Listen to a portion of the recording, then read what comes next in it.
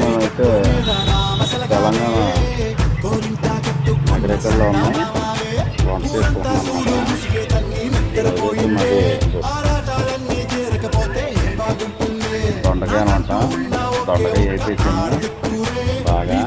మా ఊడైతే దొండకాయలే పోతాడు, వంటగానే ఏం చేయదు అని చెప్పాడు. ఇక్కడ ఒక అతను యూట్యూబ్ చేస్తాడంట. అందుకని మరి నాకు యూట్యూబ్ గుర్తొచ్చి నేను కూడా పెట్టకపోతే బాగోదు కదా అని పెడుతున్నాను. నేనే వంట చేసింది, మా వాడైతే చేయడు. ముందుగా అయితే దొండకాయ నూనెలో ఆయిల్లో వేపేసాను.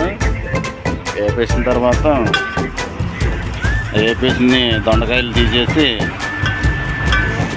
పక్కన పెట్టేసాను. పక్కన పెట్టేసి ఉల్లిపాయలు, పచ్చిమిరకాయలు, టమాటా నూనెలో మగ్గించాలి.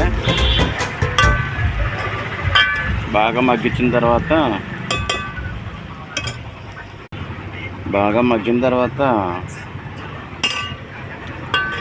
దొండకాయలు ములక్కాళ్ళు వేసుకోవాలన్నమాట. అయితే నాకైతే బాగా ఆయిల్ ఎక్కువ వేస్తాను నేనైతే, తక్కువ అయితే వేయను. ఆవిడ అంటున్నాడు అన్నమాట ఆయిల్ ఎక్కువ వేసేసేవాడిని. ఆయిల్ ఎక్కువ వేస్తేనే కూరలు బాగుంటాయి కదా అని నేను ఆయిల్ ఎక్కువ వేస్తాను అన్నమాట. ఇప్పుడైతే తీసిన దొండకాయ ములక్కాడ వేసేసుకున్నాం.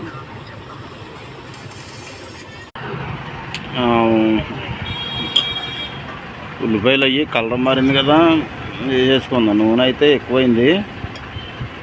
దొండకాయలు వేసేసుకుందాం. వేపి పక్కన పెట్టుకున్న దొండకాయలు అయితే ఆయిల్ అయితే కనుక ఆంధ్రాలో, తెలంగాణ, కర్ణాటక, మహారాష్ట్ర, గుజరాత్ ఒక్కో స్టేట్లో ఒక్కోలాగా ఉంటుంది. ఏ టేస్ట్లో అయినా ఆంధ్రాలో ఉన్న టేస్ట్ అయితే రాదు నాకు తెలిసి. ఆయిల్ గట్ట ఎక్కడైనా సరే ఆయిల్ అయితే మనం తీసుకోలేము, బాగోదు. ఎక్కడ ఆయిల్ కూడా బాగోదు. ఇక్కడ తెలంగాణలో తీసుకున్నాను. తెలంగాణ స్టేట్లో కూడా వేరే ఆయిల్ ఉంటుంది. అయితే మన ఆంధ్ర అంత కాదు కానీ ఆయిల్ పర్వాలేదు, మాదిరిగా ఉంటుంది అనమాట.